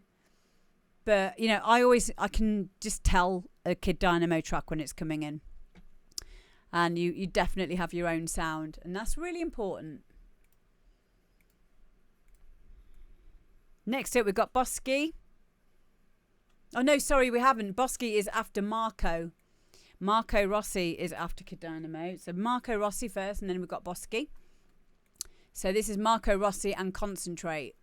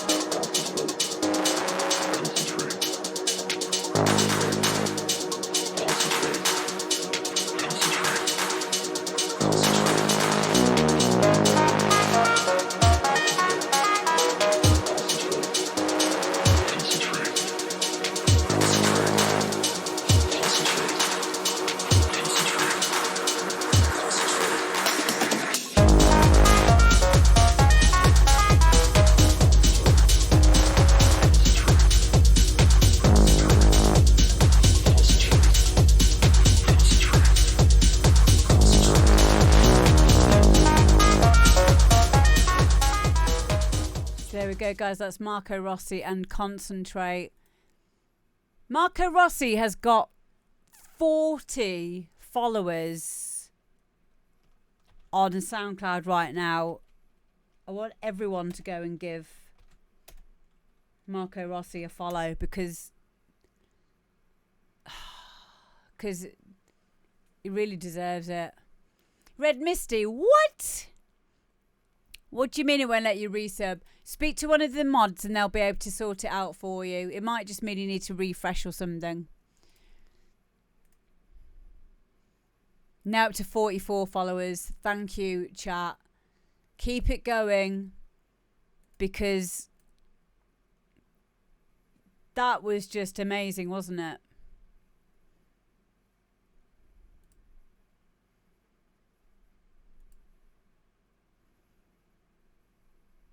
Oh, it did. Did it work, Red Misty? Welcome back. It was Red Misty. Just double check for me that they've sorted it out. Thank you, Red Misty. Love you. Yeah, again, a prime example of someone who's extremely talented. But this is how difficult it is to get people to listen to our shit on social media now. This is why listening to it in real time like this, it's the only time you're going to get like 40, 50, 60 people in the same space listening to your track. Unless, of course, you've got a DJ playing it. But in that environment, we don't have this like specific attention on your music. That's why these demo drops are really important, I feel.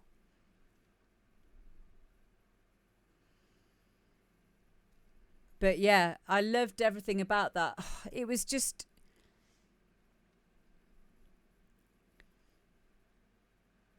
It was so journeyful. Yay, well done, fam. 47 followers now. So journeyful, and there was so much going on, but it had its own area. Like for me, I struggle with this because, yeah, emotive.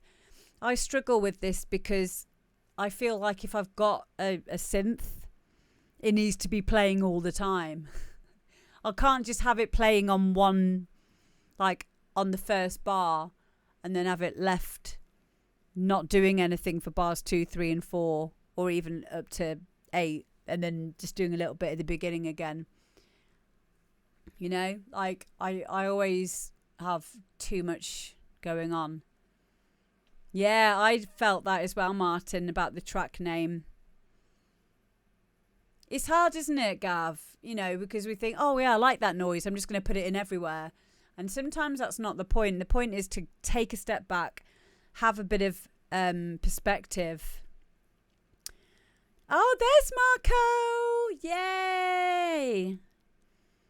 Hi, Marco. Can we get a shout out, please, for Marco Rossi? That breakdown took me ages. I bet. You can tell. You had a really great way of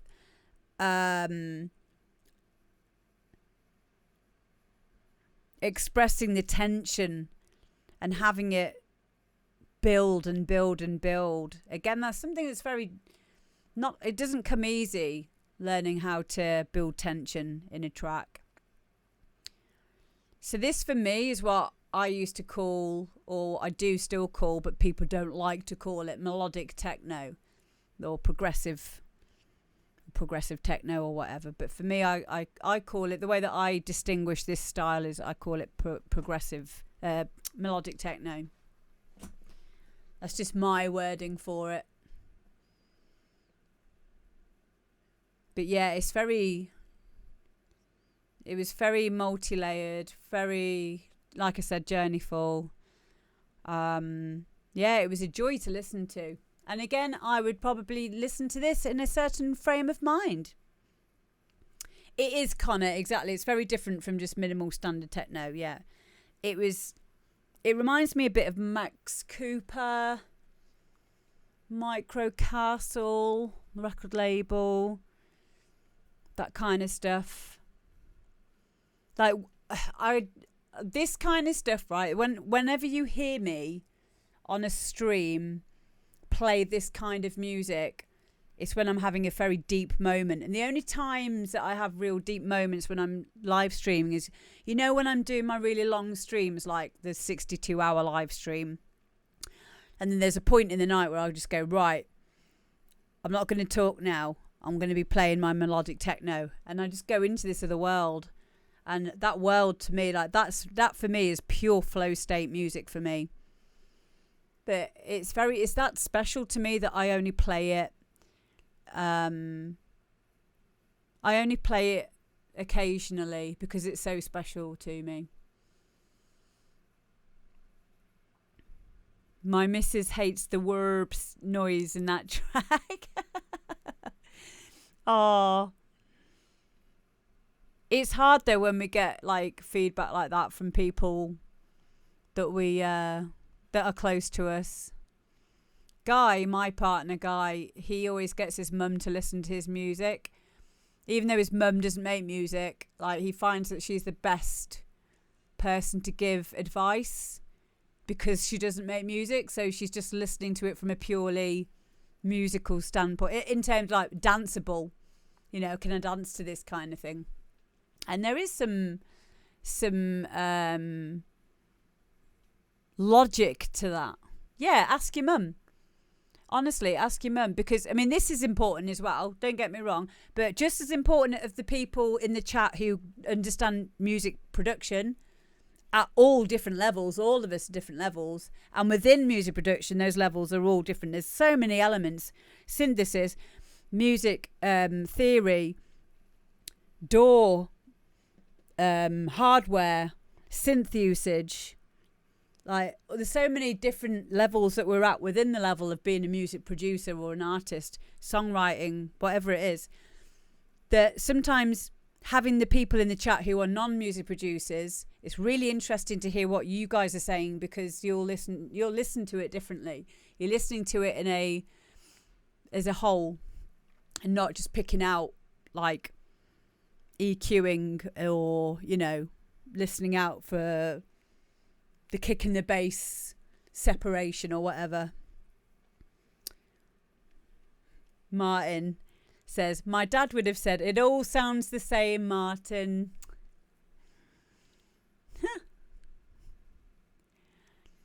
Oh dear. It's kind of right though, really. It does all sound the same. And isn't it interesting that we can make things sound different, but within a smaller within the limitation of dance music?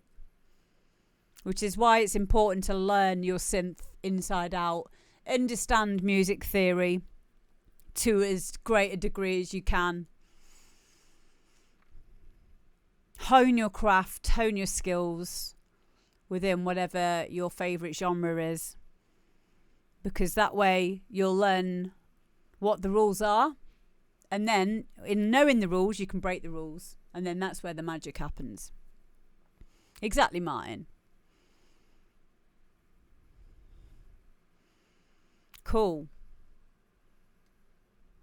It's distorted. Yep, it's meant to be. Well, this is it. Like, things can be harmonically distorted, can't they? We don't want digital distortion. Hi, Davidius. But we do want saturation. Saturation is what you want to be getting. Don't be afraid of a bit of distortion. If you're frightened of distortion, I think you should go and speak to Dr. Drew Clute, because he does distortion in the best way. Sausage fat, nah. Way. Oi, oi. Right. With an oi, oi in the air, that brings me on nicely to our next contender. This is Bosky. Let's. And for a bit of context, this is Bosky's very first trance track, and I really like it, and I'm going to let you guys have a listen to it now and see what you lot think.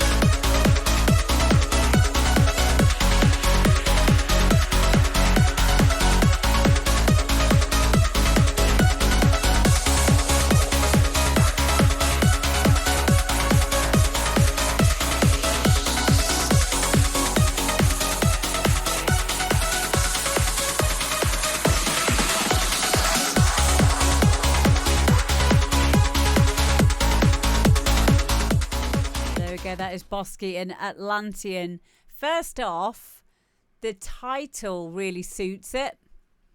Like, really, really suits it. Hey, KMB! Hey, girl. How you doing, babe? Thank you so much. That is my number one stalker there. KMB. Love you, girl. Bosky really, really liked it. Really, really liked it. I loved. Do you remember? I don't know if you were here earlier on when we were talking about how a lot of trance music is very samey and they're using the same chord progressions over and over and over again. And it's good to have something that makes musical sense but comes away from the preemptibility of chord progressions that we're used to hearing. And you've done this within your melody. So not in your chord progression, but in your melody's progression. So your bass line is very, and should be, to keep it solid, is quite simple. So I think you've got the root note, and then you're going down a fifth, and then you're going up to the third, and then maybe up to the second, and then back to the root. So like, you know, a general root note, then to your fifths and your thirds. And then maybe a bit of a difference on the third bar. Very, very standard kind of a bass progression, but needs to be, because it needs to be kept solid. You don't want to be moving around too much with your bass. However, on your melody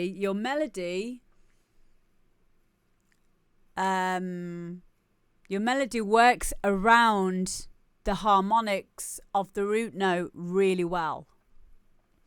And what I mean by that is, like, at the beginning of your melody, you don't start on the root note either. You start on the semitone below, which is kind of like giving it a diminished feel to it. So we just go back.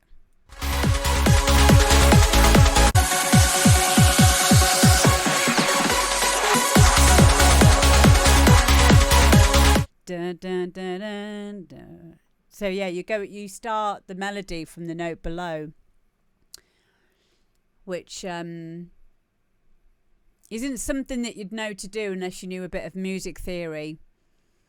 And it gives it a bit more interest, because it doesn't work on that note if you kept on that note all the way through, but it does work because it resolves itself by, on the next bar, going to the root note.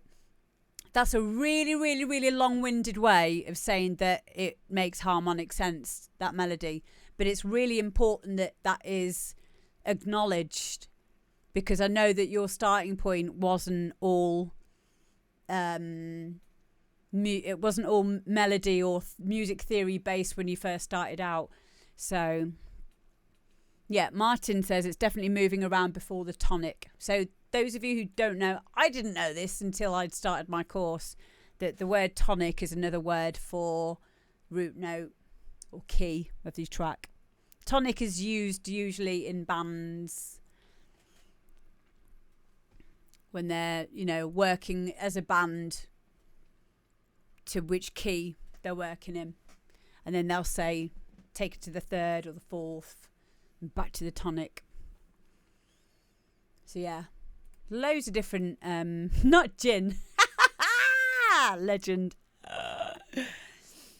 Yeah, loads of different ways of saying the same thing. Loads of terminology to be learned, and that's another interesting part of music production, is the different words, different terminology that we use. Take it to the bridge, yeah.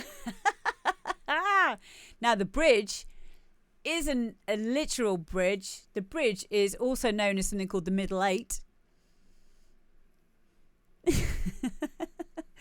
which is usually an 8-bar break in the music. Usually you'd hear that in like pop music with like verses and choruses.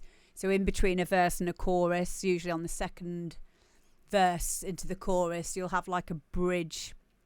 If anyone knows a song by Robbie Williams that goes, "You think that I'm strong, you're wrong, you're wrong." Well, in one of his verses, he finishes it by going, "And that's a good line to take it to the bridge."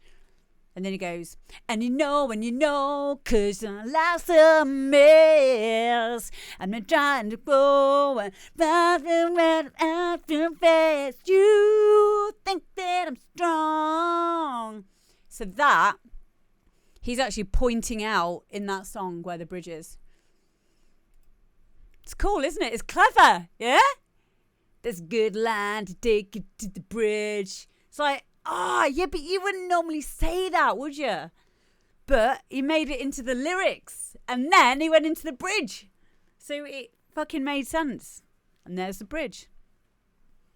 So the bridge is like an extra section that is a bit like us having like a breakdown in a dance track, but in pop music, it has to be something that's defined from the chorus and the verse.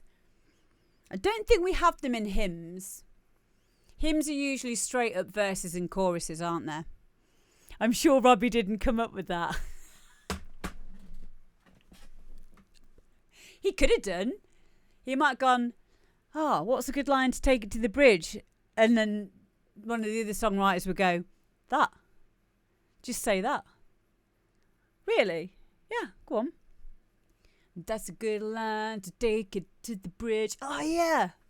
There you go. It's cool, isn't it? Know the rules, then you can break the rules. But you need to know the rules first, all right? There you go. He would have said fridge. Stop it. Stop it. Stop being funny. Oh, my God. Transition. There you go, yeah. But, yeah, that's what a bridge is. Bosky, back to your tune. The reason why we were saying about all of that was because we were talking about melodies and harmonics and progressions and trance.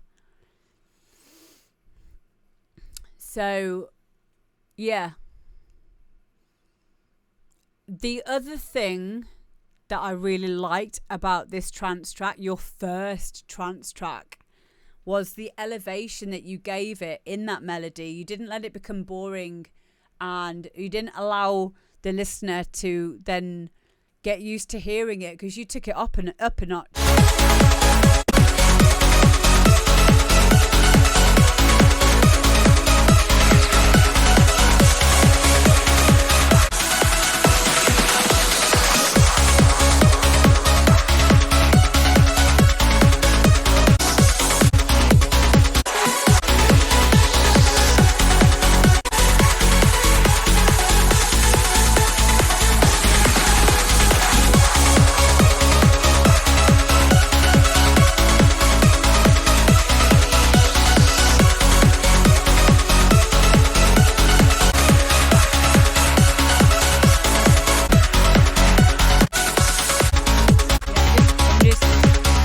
Going through it there, but yeah, there was a bit in it where it went up again.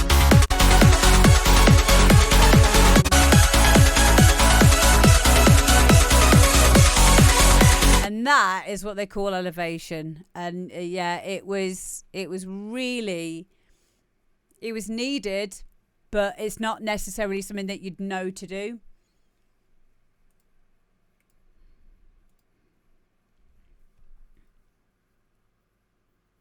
So you managed to, because you did that, you eradicated the need to have a second synth in there or a layer or change it for another melody. I mean, I think the melody changes somewhat when it goes up to the next octave, but it sounded great. And it's a very hard thing to balance properly, is to have a synth that sounds good over multiple octaves. Spire, Meta and Glide, yeah. Spire is amazing for trance. I will second that without a doubt. Martin says, I'm intrigued. There's no claps, sort of like some old Lab 4 tracks. Claps can sometimes make tracks like this sound slower. Although, like, usually I would put in a clap. But do you know what? If it doesn't feel like it's missing it, then you don't need to put it in. Hello, Paper Crane Girl. How you doing, babes? Hello, C. James. Hi. Hi, everyone. Yeah, if it doesn't feel like if it's missing anything, then, you know, don't put it in just because, you know, you usually do. By all means, give it a go. But it didn't feel like it needed a clap in there. It really didn't. It wasn't feeling like it was missing anything. Sometimes you can put in too much percussion as well. So less is more with this style of trance. The thing with hard house and like hard trance and techno is there's a lot more to hide behind because we use a lot more loops, layers of loops. So things sound full and energetic, like real quick and really easy. So when you come to strip your elements away a bit more, that's where you need to really know how to shape your sounds. Really, really important. That's why, like we were talking about drum and bass earlier, drum and bass is one of the harder genres to make because there's nothing to hide behind. And in actual fact, with that said, Bosky, I think this style suits you better because your hard house sometimes can sound a bit cluttered, too much going on. And your trance is not sounding like that at all. Your trance is sounding very clean, very professional, and the melody, everything worked really well. So I feel that this is the direction that you should be looking to go towards. And also career aspect wise, there's probably a lot more potential for you to progress in trance than there would be in hard house. Hard house is kind of, I love hard house, obviously I'm a hard house DJ. However, there's not a lot of opportunity, you know, with that. And I think it's important that you all as producers, got an itch on my back, keep your options open. Just as I would say as a DJ to play different genres of music, as a producer, you want to try making different styles of music because it will teach you disciplines in those areas. One example today was with my techno track that I played earlier. I was treating the 303 as a synth rather than a bass line. And what was happening was I was EQing out a lot of the bottom end and I was losing the power and the drive of the 303. And I mentioned it to Guy. I said, I don't know what's going on with this track, but it's not sounding right. And he said, well, what have you done with that 303? That 303 needs to be like middle and center of this track. It needs to be the driving force. And he knew what I'd done. He says, you're treating that 303 as if it's a synth line, aren't you? And I was like, yeah. He goes, it's a bass line. And I was like, shit, yeah. So with techno specifically, my EQing behavior had to be, I had to remember to change that. In hard house, it doesn't matter so much because I can use a 303 as like an add-on. But in techno, the 303 is like one of the integral parts, as important as any bass and as the kick. So it needed to be EQ'd in a way that it was allowing it to be thicker and more upfront in the mix.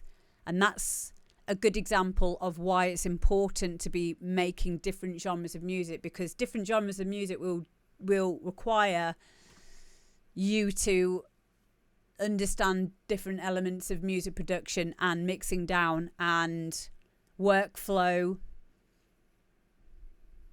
and all the rest of it. So yeah, there you go.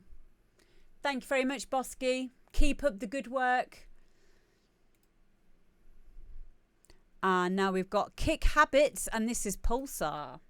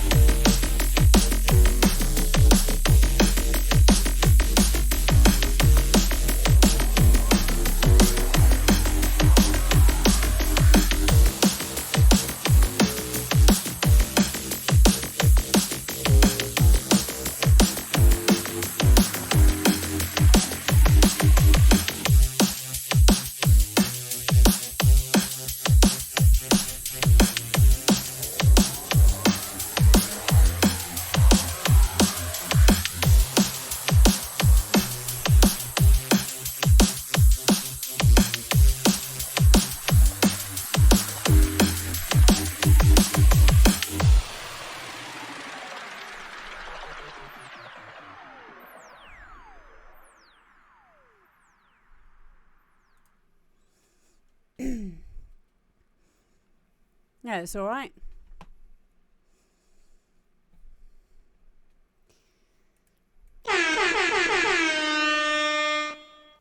Hell to the yeah.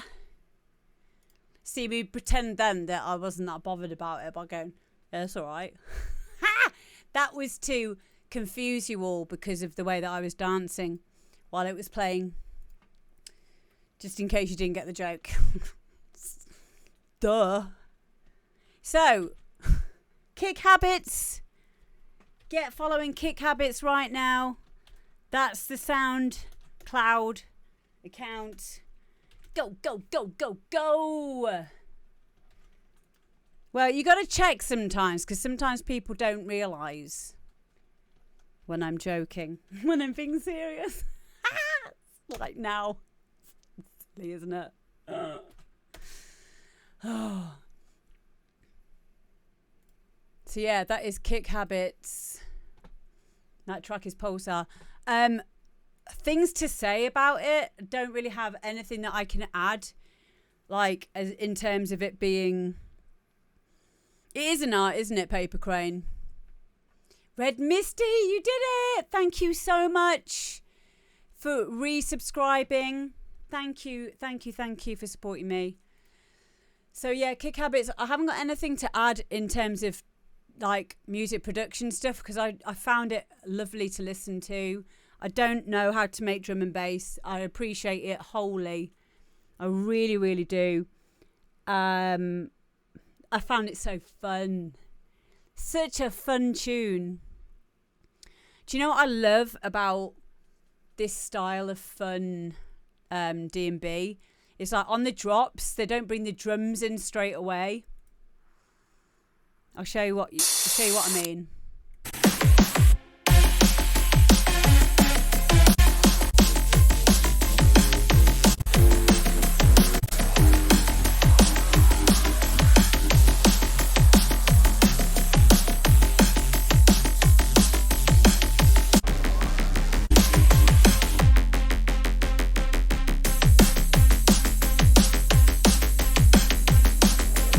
Like for the first 2 bars there, the drums aren't in that little section.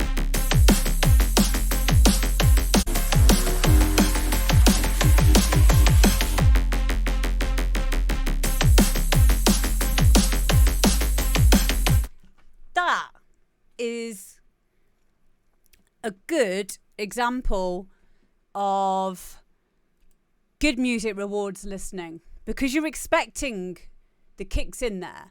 But they're not. And you're like, whoa! Oh, there it is. It's like a little trick. It's like going, all right, there you go. You thought I forgot then. And it's just enough time for the brain to go, oh. And then it's back in. You're like, oh, you little scam. What are you lying? You forgot the drums. I thought it was going to be a breakdown, but it wasn't. You did it for emphasis. It's just amazing. So clever. And it is really clever. Yes, I'm all good. Thank you, C. James. Hi, Futurescape.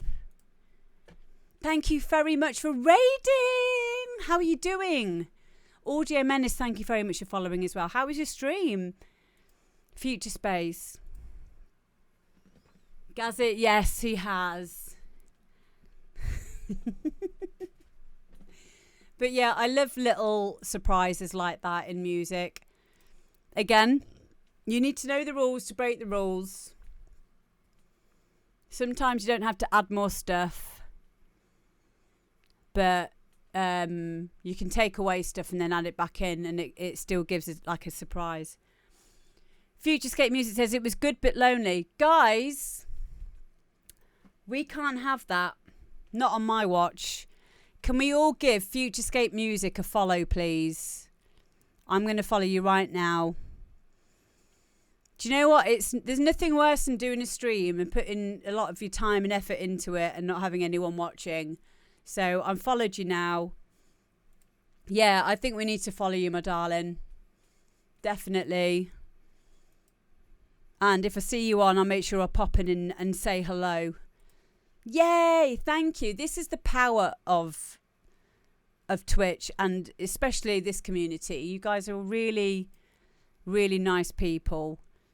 And, you know, it's really hard putting ourselves up here, you know, streaming. So it's really important. So Futurescape Music plays trance mostly. Yay! Cool. Well, I look forward to hearing you doing your thing, babes. Big hello to Arptrix as well. Mr. often plays to no one on Twitch. Right. We will put a stop to that as well, Mr. You've had a track on today. See, I can't do this for everyone, but if you've had a track on here, or if you raid, you get a follow. Yeah, it is scary, isn't it? You're very welcome, Futurescape Music. Not a problem. See, you've made someone's day by doing that, guys. That is so important. It really is. Another thing, for those of you who don't know what I do, we do a lot of stuff to do with mental health as well. So please join the Discord. We have a great mental health section on there. I'm a fully qualified mental health first aider. Not only that, I have an amazing community, which you have all, I have. You guys make it the community that, you know, I've got my name on it. That's about it. But I'm just really glad that you guys are all a part of that, and the Discord, because the Discord kind of runs itself on the mental health side of things now. I listen and I read every single one of the comments that goes into the mental health section, but sometimes I feel I don't even need to say anything because a lot of the other people in there can relate or will say something. But I always respond in there if you want to have a chat about anything mental health related. And this is why it's important to me that we support each other here on Twitch. Because, you know, making someone's day can sometimes be the difference between them wanting to get up the next day or not, you know? And so that's why it's important that we have this connection here. So, yeah. Yay! So back to Kick Habits Pulsar. This is an amazing tune. Like I said, I can't really put anything else onto this in terms of technical stuff. Except for what I loved about it. And yeah, I danced loads to that. So that tells you something. It's very, very feel good music. Futurescape Music says, I suffer from anxiety and mental health. Hard relate. I lost my job because of health problems, COVID. Now I play on Twitch music that I've been listening to since 1999. Wow! You've come to the right place, without a doubt. I don't think we have anyone that's normal in here. I hope not, anyway. Ugh. Imagine that. Imagine watching this show and being, like, completely mentally well. Oh, fuck. Oh! That would be weird, wouldn't it? That would be weird. No normie norms.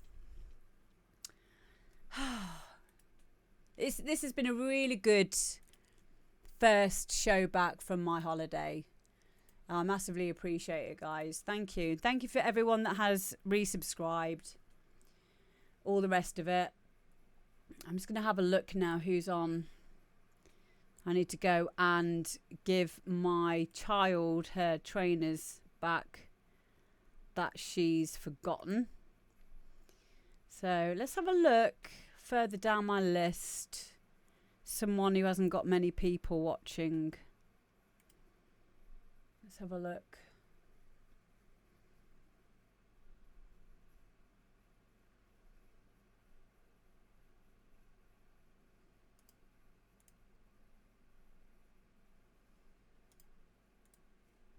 Stay there. Stay where you are, because we're going to go and surprise someone in a second.